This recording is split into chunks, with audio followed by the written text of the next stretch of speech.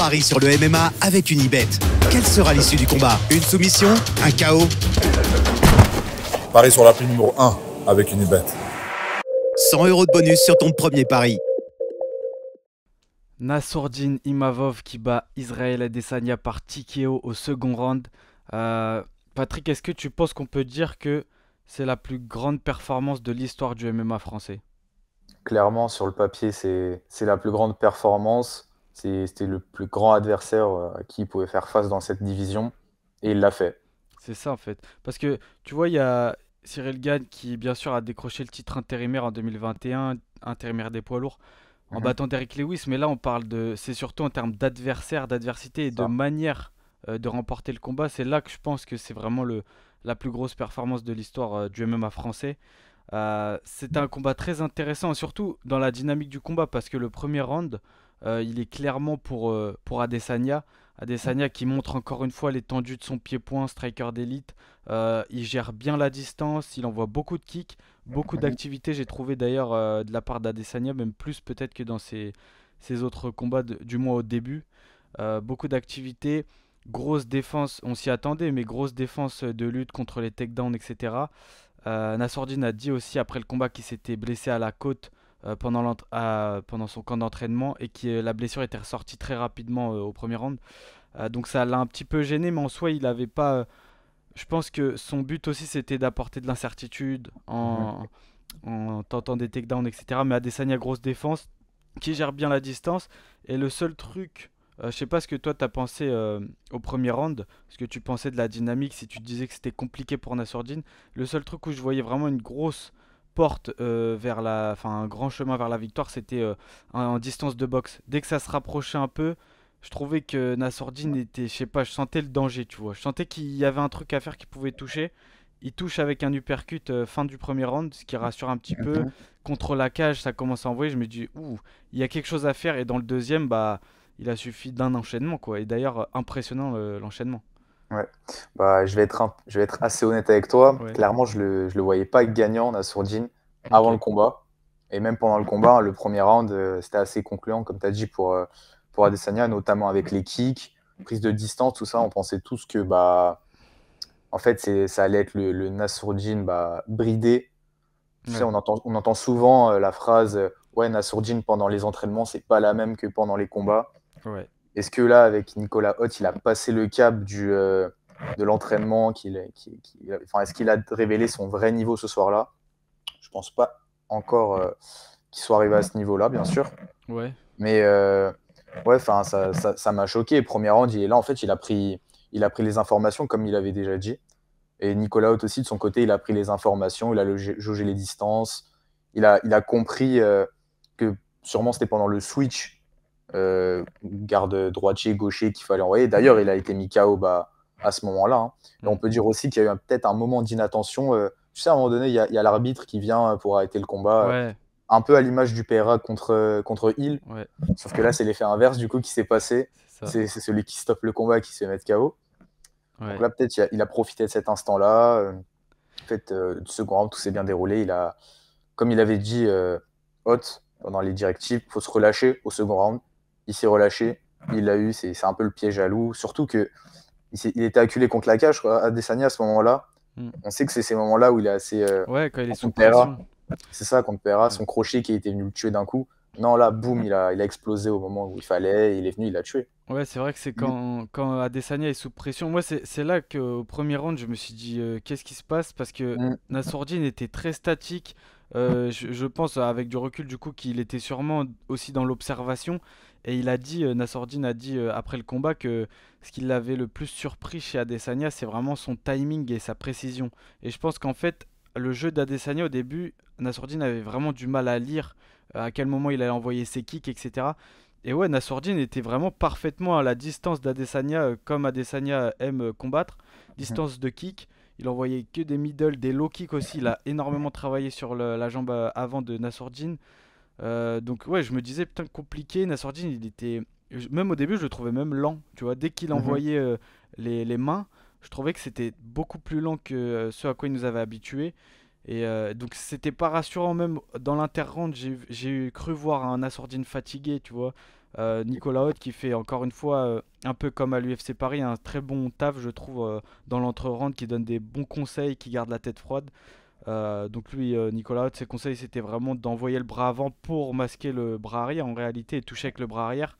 Kevin José aussi l'a dit, donc le partenaire d'entraînement d'Adesanya, c'est compliqué de toucher Adesanya avec le premier coup, mais Mhm. le deuxième qui est rentré plein menton derrière il enchaîne direct en plus Nassourdine parce qu'il envoie le bras arrière, il esquive, il passe en dessous du crochet qui ne qu'Adesanya n'envoie pas finalement, mais par réflexe il passe en dessous, il enchaîne et pour moi il y a absolument pas débat, c'est pas du tout un arrêt prématuré, c'est Non. l'arbitre a fait son taf comme il fallait l'arrêter quoi.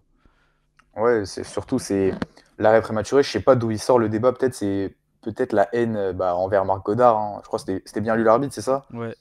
Ouais, bah tout le monde aime bien dire ouais, arrêt Je sais prématuré pas, depuis je ce qui pense qu'il y s'est a aussi passé. beaucoup de fans d'Adesanya, tu vois. Ouais, il y a ça aussi. Mais bon, Adesanya, bon, maintenant, quoi, il a 36 ans à peu près. 35, je crois, ouais. 35, il va sur ses 36 ans, du coup, 3 défaites de suite. Ouais, Ça devient compliqué pour lui la suite. ouais, c'est clair que c'est Et- compliqué. Bah, je suis fan aussi d'Adesanya, mais en même temps, je voulais Mhm. que Nassourdine remporte le combat. Et franchement, même Adesanya l'a dit après, fair play, tu vois. Enfin, c'est juste, l'arrêt est juste, même Adesanya s'en plaint pas. Je pense que sur ça, c'est un faux débat, il n'y a pas réellement débat, tu vois. Et ça montre encore une fois que tu peux mener le combat dominé en un coup. Surtout là, la vitesse de Nassourdine, super impressionnant, franchement. En anglaise, je pense que c'est actuellement l'un des combattants qui a la boxe la plus dangereuse dans tout l'UFC, je pense. Ça, je sais pas vraiment, mais faudrait comparer tous les combattants un à un. Enfin, le top, en tout cas, les top 3, les top 3, top 3. Mais en tout cas, dans sa division, c'est clair que c'est le meilleur. Reste à voir quand même avec Strickland, si un jour il y a une Ouais, revanche entre les deux, comment ça se passe, s'il j'aimerais va bien voir réussir ça. à défaire le problème Strickland. Bah Parce que justement, sa garde, elle est spéciale, hein. c'est clair, mais transition parfaite, on va parler un petit peu de la suite quand même. Mhm. Nassourdine, donc toi tu le verrais face à qui? Face à qui t'aimerais le voir et tu penses que ce sera quoi la potentielle suite pour lui? Il y a plusieurs choses qui se sont dites, Dana White, etc. Alors, face à qui j'aimerais le voir personnellement, c'est Khamzat Chimaev. Ok, Parce que bon, déjà, j'aime bien Khamzat, j'ai envie de le revoir combattre. Et surtout aussi, en étant réaliste, je pense pas qu'il aura un title shot. Déjà, là, c'est Strickland Duplessis qui arrive cette semaine-là, l'UFC 312. mm, Logiquement, d'après ce qui a été dit, ça va être Khamzat contre le vainqueur. Et le perdant de ce duel-là, il va affronter Nassourdine. Mais j'aimerais quand même le voir contre Khamzat. ouais, Donc, si dans le potentiel cas où le vainqueur de cette UFC prend Khamzat gagne la ceinture à son prochain combat et que Nassour continue sur son ascension, il y aura possiblement un combat entre les deux. Et d'ailleurs, il avait dit dans une interview d'Actu MMA du média où il serait possible qu'il y ait un combat entre les deux dans ce cadre-là, spécifiquement dans ce cadre. ok, ouais, ouais, À voir. c'est vrai que bah ils viennent tous les deux du Caucase, donc ils sont pas Mmh. super chauds à s'affronter, mais je pense quand même que si l'UFC met le chèque derrière avec l'enjeu, parce que là on parle pas d'un combat entre le 15e et le 14e, c'est vraiment là on parle du titre quoi. Donc moi je sais pas parce que au début enfin avant le combat Nassourdine Adesanya, j'étais partagé, je me disais dans tous les cas je pense que ce sera Khamzat le prochain, Dana White l'a annoncé, c'est la star aussi de la division maintenant, le gars montant et je sais pas l'UFC, je pense pas qu'ils aient envie de prendre ce petit risque de faire combattre Khamzat encore une fois avant la ceinture et prendre Ouais, le je pense risque aussi. qu'il se fasse battre, tu vois. Il perdrait toute hype au pire moment. Donc je pense que ce sera quand même Khamzat. Mais là, avec ce que fait Nassourdine, Dana White a aussi été super impressionné par sa performance. Il l'a dit en conférence de presse d'après combat. Vraiment, il a brillé, etc. Euh, j- et je pense personnellement que Nassourdine est plus méritant dans la division. En tout cas, il a battu plus de monde. En un an, il a battu 4 membres du top. Là, il bat Adesanya, l'ancien champion dominant. Certes, Ramzat qui fait une énorme performance contre Robert Whittaker en octobre à l'UFC 308, mais c'est Robert Whittaker, on va dire, c'est l'élite, mais c'est quand même un peu en dessous si tu regardes sur les dernières années d'Adesanya, qui a d'ailleurs battu Whittaker 2 fois. Donc ouais, je dirais que Nassourdine est plus méritant, mais on sait que le star power compte beaucoup trop à Mhm. l'UFC. Donc Ramzat sera probablement le prochain à affronter donc le vainqueur, comme tu dis, de Duplessis Strickland Duplessis, l'actuel champion, qui affronte Strickland, l'ancien champion, donc dans une revanche. Euh, ouais, potentiellement, Nassourdine va prendre Khamzat s'il prend la ceinture, tu vois. Et il y a une autre option, c'est que Dana White se dise, bon, les deux méritent, alors on fait affronter Khamzat et Nassourdine pour la vraie demi-finale, tu vois. C'est Ça, peut-être une autre option. c'est le rêve pour certains, dont moi, mais Ouais, j'ai du mal à y croire aussi, hein. Je pense stratégiquement parlant, pour les ventes des pay-per-view, la hype de l'autre, enfin, comme tu as dit, ouais. ça va pas le faire. Ouais, je pense pas, c'est clair. Et puis il y a Nassourdine qui disait, donc avant son combat face à Adesanya, si jamais Khamzat passe quand même devant pour le title shot, Nassourdine se voit pas attendre juste son tour pour le Mhm. titre et il combattrait probablement avant ça, tu vois. Je pense que c'est une bonne idée, à mon avis, s'il a envie de rester actif, qu'il veut aussi combattre, etc., il faut le faire. Après, attention à l'adversaire, quoi. D'ailleurs, Ouais, tu le verrais face à qui si jamais il affronte ni Ramzat du coup, ni les Strickland et tout. Il y a peut-être un Robert Whittaker. ouais, bah, c'est Robert Whittaker, mais ce serait quand même bizarre de donner un perdant face à un récent vainqueur C'est d'Adesanya, ça, tu vois. c'est ça. Limite, je verrais plus Adesanya Mm. face à Whittaker ou bah, Caio Borralho. Enfin, ce serait beaucoup plus logique pour Ah moi, oui, tu vois, faire monter des gars encore. c'est clair. Et non, je préfère qu'il soit limite inactif, qui s'améliore encore bah, sur certains points et qui vienne chercher la ceinture directement. Ouais, ouais, c'est clair. Ouais, sinon, c'est vrai qu'il y a Caio Borralho qui est aussi un gros prospect, mais tu vois, c'est quand même, ce serait prendre quand même un risque, mine de Ah rien. bah Après, oui. Nassourdine, je pense qu'il a pas peur vraiment de ça. Il a l'air super confiant. Même, du coup, on disait dans ce combat face à Adesanya, ce qui m'a aussi étonné chez Nassourdine, c'est que je l'ai trouvé, même si dans le premier round il le perd clairement, il semble dépassé, j'ai l'impression qu'il est resté serein tout le long et qu'il savait qu'il allait mettre KO Adesanya, tu vois. Je pense qu'il est dans Mhm. une phase de sa carrière, tu vois. Si je fais une comparaison, je dirais, tu vois, McGregor quand il combat Aldo, tout ça, c'est peut-être abusé comme comparaison, mais tu vois, vraiment le mec serein et il sait qu'il va gagner en fait. Et je pense que Nassourdine il est un peu dans cette phase où il est bien entouré, il est super confiant, donc il aurait pas de mal à prendre même un Boralo qui fait assez flipper en ce moment, tu vois. Mais par contre, je te Après, rejoins pour Adesanya. faut même aller plus loin. Là, tu as pris l'exemple de McGregor Aldo, ça. Bon, Ouais, on est d'accord, c'est bien un exemple abusé, ouais. mais faut prendre l'aspect médiatique, tout ça, la pression, l'ancien, ouais, l'ancien Aldo, c'était l'ancien à ce moment-là, l'autre, c'était le Oui. montant. Enfin, on avait l'impression à cette époque que tout le monde, même l'UFC, les fans, absolument tout le monde, était contre José Aldo, était là pour qu'il perde, en fait.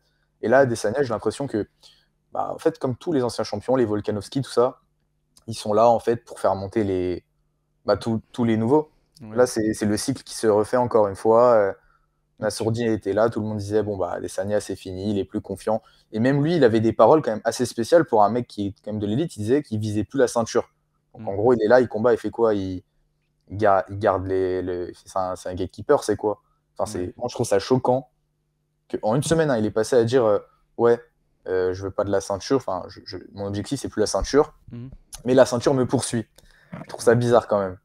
Et tu penses qu'Adesanya, là, du coup, c'est le nouveau gatekeeper des poids moyens Je pense que ça, sur la bonne voie? avec ce combat, non, je pense qu'on y est, hein, on est dedans là. Bah, en vrai, moi j'ai réfléchi parce que là, ça fait quand même 3 défaites consécutives. C'est pas des Ouais, défaites honteuses à chaque fois, hein. Strickland, non. je pense qu'il a été surpris. Il a dit aussi récemment qu'il avait un peu sous-estimé. Duplessis, on connaît le bourbier que c'est, mais en plus, il mène jusqu'à à ce qu'il se fasse soumettre. Il était quand même devant au point, donc c'était un bon Adesanya. Là, contre Nassourdine, bah, il arrive super en forme dans le combat. C'est pour ça que la performance de Nassourdine est d'autant plus belle. Il arrive en forme, technique, etc. Il perd. Donc à chaque fois, c'est pas des défaites honteuses. Tu vois, c'est un peu comme Kamaru Usman, 3 défaites, mais les 3 défaites sont pas du tout honteuses.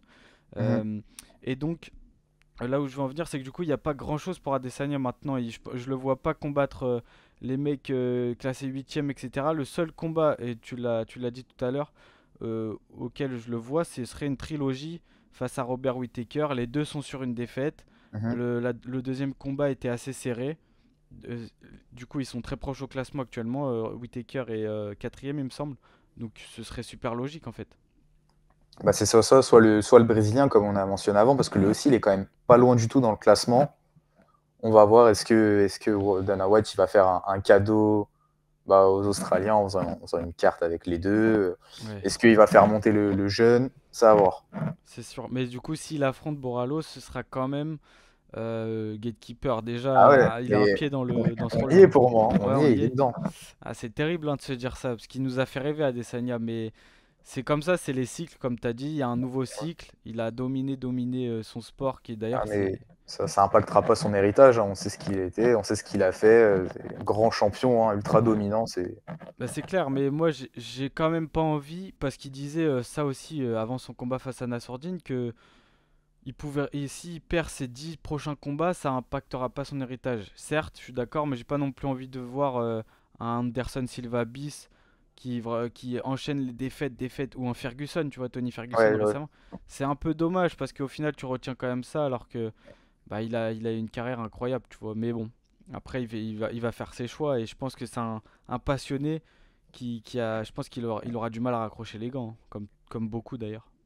On attendra de voir. De toute façon, il a toujours pas sorti de vidéo, de podcast par rapport à ça. Il avait fait une réaction, mais Ouais. on attend de voir sa grande vidéo récapitulative sur cet événement. Ouais, ouais, ouais. Mm.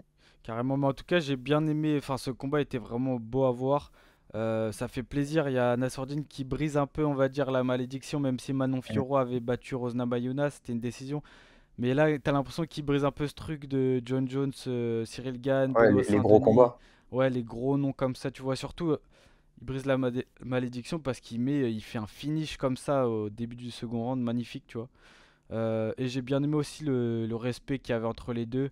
Mm. Vraiment, j'ai eu l'impression qu'il y avait vraiment beaucoup de respect, même de la part d'Adesanya, tu vois, qui a toujours été quand même assez humble dans la défaite, à part quand il troll le gosse Oui. d'Alex Bon. Pereira, mais tu vois, là, franchement, ouais, respectueux, les deux, j'ai bien kiffé ça, quoi. Ouais, faut voir aussi avec Nicolas Haute, hein, ce que ça va donner. Ouais, Parce que bon, Nicolas c'est pas le qui. seul combattant du coup sous Nicolas. On va voir les autres, qu'est-ce que ça va donner. Eh oui, J'espère que, enfin, j'imagine que ce combat, ça lui a donné une toute autre dimension et que là maintenant, il est attendu au tournant par rapport à beaucoup de fans, beaucoup d'autres entraîneurs, la concurrence. ouais, bah clairement là, il est en train de prouver que Mm. c'est pas du hasard. Tout le monde le remarque de Mm. plus en plus. Et ouais, non, Nicolas Hott, c'est vraiment un coach qui a l'air en tout cas hyper carré. Ils ont une bonne équipe là au Venom Training Camp et franchement, ouais, ils font du bon travail, je pense. Donc on verra avec BSD ce que ça Mm. va donner. En tout cas, c'est très très prometteur. Il y a aussi Faresiam qui a combattu. Gros combat contre Mike Davis, c'était une boucherie presque avec les ouvertures, la soumission qui passe pas très loin, mais je sais pas, Faresiam qui est fait en caoutchouc, je sais pas, c'était normal Ouais, pour non, lui. ouais, bah, il l'a dit, hein, il a montré, il sautillait sur sa jambe, non, il avait rien au genou. Ouais, C'est choquant, je sais pas, il est hyper lax, il a quoi, enfin, c'est, ouais, c'est un enfin, super pouvoir. tout le monde était en train de grimacer, tout le monde était en train de crier devant ça, enfin, le genou, il avait pris un angle Ouais, enfin, anormal, mais bon, s'il a rien senti, tant mieux. Bah, apparemment, il a eu une torsion quand même, ouais, ouais, donc ouais. voilà, il est pas totalement indemne, et Après, il les s'est vrais cassé la dégâts, main aussi, je crois. c'est ça, c'est les vrais dégâts, bah, c'est sa main, et bah, l'ouverture aussi, bah, de son arcade, je crois, c'est ça. Fin de Ouais, combat, il s'est pris un coup de coude. ouais, c'est Il aurait, ça. il aurait sûrement pu l'éviter.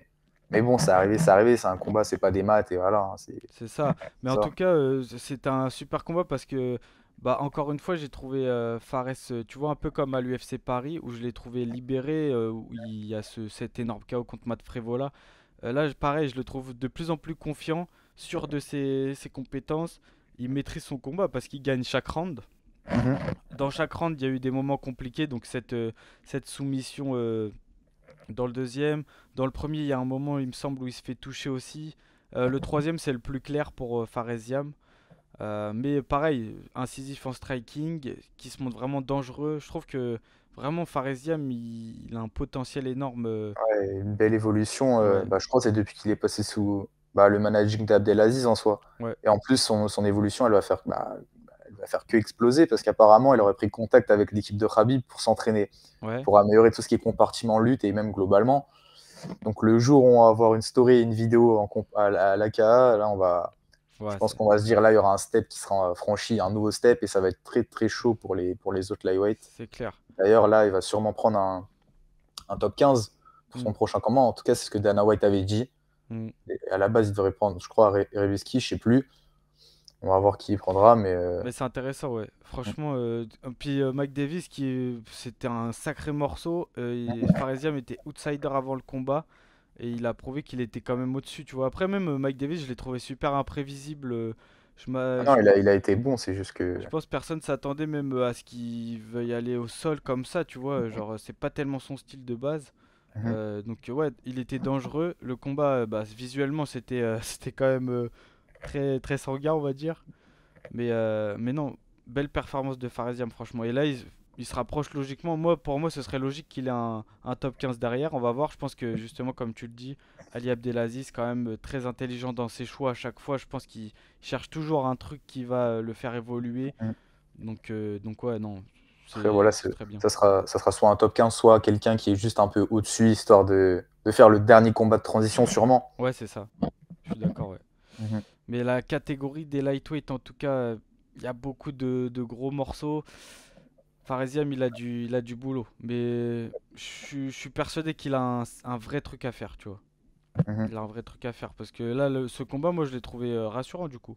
En vrai. Bah, déjà, celui d'avant, il était plutôt rassurant avec Matt Frevola. Ouais, Matt Frevola, c'est quand même un gros morceau, peut-être, ok, il est sur une pente descendante, mais Frevola, ça reste Frevola, le gros KO. Le KO lui a sûrement débloqué un truc. ouais. Là, encore une fois, il y a quelque chose qui a dû être débloqué parce que la performance, elle est vraiment belle, en fait. Ouais, Surtout que tu es là, tu rentres outsider, tu ressors, t'es adulé, ouais, c'est clair. t'es impressionné Dana White, quoi. Bah, en vrai, Une tout le fois de monde était plus. impressionné. Mm. Et je crois que le combat était a même pas eu de bonus, mais ça Non. l'aurait mérité. Et c'est la première décision claire comme ça que Faresiam prend aussi. Vraiment, il n'y avait Mm. aucun doute sur la victoire. Tout le monde savait qu'il avait gagné, tu vois. Bah oui. Donc, malgré tout, vraiment belle performance. Et on espère, prochain combat, un top 15, ce serait quand même beau. Je sais qu'on l'a eu en interview et il nous disait il aimerait bien affronter Dan Hooker, même si il sait que c'est un bourbier. C'est un combat qui serait très intéressant. Il a aussi parlé de Charles Oliveira, on n'y est pas encore. Mhm. Mais ouais, j'aimerais bien le voir face au top parce que je pense que il a le niveau en vrai, tout simplement, hein. Franchement, très très prometteur en tout cas pour la suite. Et Et, enfin, bah, il y a aussi Chara. Chara, t'en as pensé quoi contre Venom? bah, je crois qu'on a vu ses limites, hein. On a vu Ouais, ses limites en striking, mais après Venom, c'est quand même. Enfin, Michael Page, c'est une galère en striking. Il a un style beaucoup trop spécial. Enfin, ouais, c'est trop c'est une fort. énigme. C'est une énigme, ce gars, en fait. Ouais, mais il est trop fort. En plus, il arrive à faire du show en même temps. Il nargue un peu, tu vois. Non, Venom, c'est vraiment, je suis d'accord avec toi, c'est une énigme ce mec. Après, Chara, je sais pas ce qui s'est passé. De toute façon, Dana White, il avait parlé de cette défaite. Bon, il est pas resté sur. Bah voilà, c'est une défaite, c'est fini. Non, non, le mec, il est là, il a une seule défaite. Il peut encore revenir au niveau. Faut quand même rappeler que le gars, il combat borgne. Enfin, il a un œil en moins, il est là, il fait des prestations à haut niveau. Je pense que. Bon, je pense pas que ça va être un champion ou quoi que ce soit un jour. Il est déjà dans le top 15, c'est bien. Ouais. Mais il n'a pas le sol, il n'a pas la lutte. On a vu ses limites contre un striker d'élite encore. Il n'y a pas tout le monde qui a le niveau de Michael Page. Il n'y a pas tout le monde qui a son niveau à Chara. Ouais. Je pense que je pense qu'il lui faut peut-être un combat. C'est sûr qu'il lui faut un combat pour se relancer. Je ne sais pas si c'est encore un striker qu'il lui faut. Là, il enchaîne deux strikers. Avant, c'était Ouais. Petro, gros kicker. Là, c'est Page. Bah là, ça Donc, faut montre quand voir. même pas mal de limites parce qu'au Bah ouais. final, s'il est pas le meilleur dans son domaine, comment il va faire, tu vois? Parce que on a vu ses limites en grappling. Après, il peut pallier à ça, tu vois. Bon, Adesanya, c'est l'un des meilleurs exemples. C'est un mec qui vient du pied-point, du kickboxing et qui a fait une transition incroyable. Chara, je pense pas que il ait une aussi bonne transition, loin de là. En vrai, je l'ai trouvé méconnaissable, tu vois, face à Mhm. Venom. Je crois qu'il a parlé d'un état de santé compliqué avant le combat, Ouais, etc. Mais et un camp compliqué aussi. un camp compliqué et tout. Mais bon, je suis pas sûr que ce soit vraiment un élément. Enfin, ça, c'est à prendre en Mhm. compte, mais pour moi, ça n'a pas été décisif. Je pense que le striking de Venom, là, vraiment, il avait aucune solution pratiquement. Je crois qu'il arrivait. Il Il a a, eu il que a très peu de quoi la tête Ouais, réussie. ouais, je crois que c'était à la moitié du second ou du premier round. Enfin, il avait pas du tout touché, en fait. Ouais, je crois Et que ça, la c'est clair première que. frappe arrive, je crois, à la fin du deuxième ou Bah ouais, troisième, tu vois. C'est fou. c'est abusé. C'est C'est fou. abusé pour le combattant qu'on nous a vendu, en fait. Bah ouais, je m'attendais à vraiment beaucoup plus enfin, un combat plus disputé en fait. J'étais assez étonné quand même. Après, je veux pas cracher sur tout ce qui est Muay Thai et tout ça, mais bon, on sentait que il était là, il voulait chercher le KO, quoi. C'était un Ouais, style Muay Thai pas aussi mobile que l'autre. Il était là, il cherchait le coup fort pour déstabiliser. Et on voyait, hein, on le voyait, on voyait certains parpaings. ouais. Mais Page, c'est mobilité, technique, et surtout la surprise. Tu sais pas, en fait. Tu sais pas. Ouais, Quand tu il est combats Page, surprenant. tu sais pas ce qui se passe. C'est ça. Et en fait, tu sentais que Chara, il était très méfiant parce que dès qu'il s'approchait un peu, il prenait des coups. Mm. S'il tentait un truc, Venom, il pouvait le contrer à tout moment. Et l'imprévisibilité, bon, je sais pas si je l'ai bien dit, vous avez compris. L'imprévisibilité, oh, je le redis. Venom, bref, imprévisible. Et à la fin du troisième, il tente un coup sorti du chapeau alors qu'il gagne, tu vois. Genre, je crois il reste Mm. 10 secondes, un coup retourné et tout. En vrai, pour moi, c'est Ouais, prendre un genre, risque. c'est ouais, un coup à la Muay Thai, je sais plus c'était qui faisait ça. Ouais, Mais ouais, enfin, c'est. ouais, c'était impressionnant. Faut... Enfin, le mec, il est à 4 mètres, il revient bas, mais il touche. C'est n'importe quoi. Ça doit être une galère d'affronter un mec comme ça. Surtout que là, Ouais. il était pas dans sa division, je crois. Et t'es à 84, là, c'est ça? Ah oui, en plus, c'est vrai qu'en plus, Il y a Venom ça. monte. En plus, il monte, Ouais, ouais. c'est ça. Bon, maintenant, on va voir si. Je crois que c'était pour un combat, il avait dit. À Ouais. voir s'il va rester, parce que là, c'était quand même concluant. S'il se dit, putain, il y a un truc à faire, autant rester, tu vois. Mm. Mais bon, 77, il a call out quand même. Il a call out en 84 Prochaska. Ouais. Prochaska qui sort d'une victoire de ouf contre Hill. Ouais. Lui, on sait évidemment qu'il veut encore une fois un combat avec PRA, qui combattra d'ailleurs contre Ankalaev pour le FC 313, 13, si ouais. je ne me trompe pas. 313, c'est ça.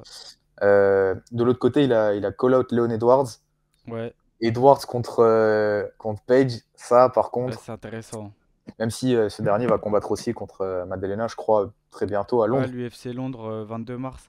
Mais C'est ça. ouais, contre Prochaska, je pense que c'est un peu. Parce que Venom, il est conscient qu'il aura pas forcément le titre, donc il cherche des combats Mm. spectaculaires. Il aime bien, c'est Oui, un bah oui. showman de toute façon. Je dirais Prochaska serait ouf, mais au niveau des gabarits, il Bah, est un peu ambitieux quand même. bah, en vrai, je pense que ça peut aller au niveau des Ah gabarits ouais? parce que ouais, il est pas tant que ça si épais pour sa catégorie. Bah, Bah, Prochaska, il il avait dit cut qu'il pas pouvait descendre après. même. Ouais, Ouais, il cut il cut pas. pas, Mais il cut bon, pas. ça me paraît un peu chaud. Non, mais Après, même, je Edward, pense, je sais l'enjeu pas. pour Prochaska, je pense pas qu'il soit Ouais, assez intéressant, ouais, surtout qu'il carrément. veut son title shot, il a dit mille et une fois. Léon Edwards, ce serait pas mal. Léon Ouais, Edwards, Leon ce serait Edward. très très beau, hein. J'aimerais bien voir ça. Et puis Chara, comme tu le dis, bah là, j'avoue, je sais pas. C'est vrai que sa hype, elle en prend un sacré coup. Mm. Euh, on a vu beaucoup de combats contre des strikers. Je pense qu'il pourrait prendre un gars un peu, peut-être un peu moins bien classé. Et, euh, Ouais, et peut-être qu'il a un style un peu plus complet pour se relancer, tu vois. Et derrière, voir ce qu'il peut faire, quoi. Mais en tout cas, je trouve que cette défaite, on verra, tu vois. Ça veut rien dire. Peut-être qu'il va revenir plus fort et tout. Mais bon, ça met un coup, en tout cas, dans son ascension. Et là, du coup, il est plus invaincu, 15-1. c'est Voilà. ça. Bon bah je pense qu'on a fait le tour sur cet événement. Je sais pas si tu avais d'autres combats que tu avais envie de parler ou si Non, c'est bon. je pense qu'on a parlé des meilleurs combats, des meilleurs combats pour les Français, Ouais, évidemment. Donc, ouais, c'est non, clair. c'est très bon événement. Ouais, c'était incroyable. Franchement, on a bien kiffé, je pense. Et on n'est Mm. pas les seuls à mon avis. Voilà les gars, bah dites-nous en commentaire ce que vous avez pensé de cette UFC Arabie Saoudite, ce que vous avez pensé de la victoire de Nassourdine et aussi de la victoire de Fares. Quelle suite vous voyez pour eux? Est-ce que vous voyez Nassourdine obtenir le title shot par la suite ou faire un autre combat avant? N'hésitez pas aussi à activer la cloche pour ne pas rater les prochaines vidéos. Abonnez-vous, partagez. Comme d'habitude, c'était Patrick et Lorenzo. Nous on se dit à bientôt sur Actu MMA. Ciao!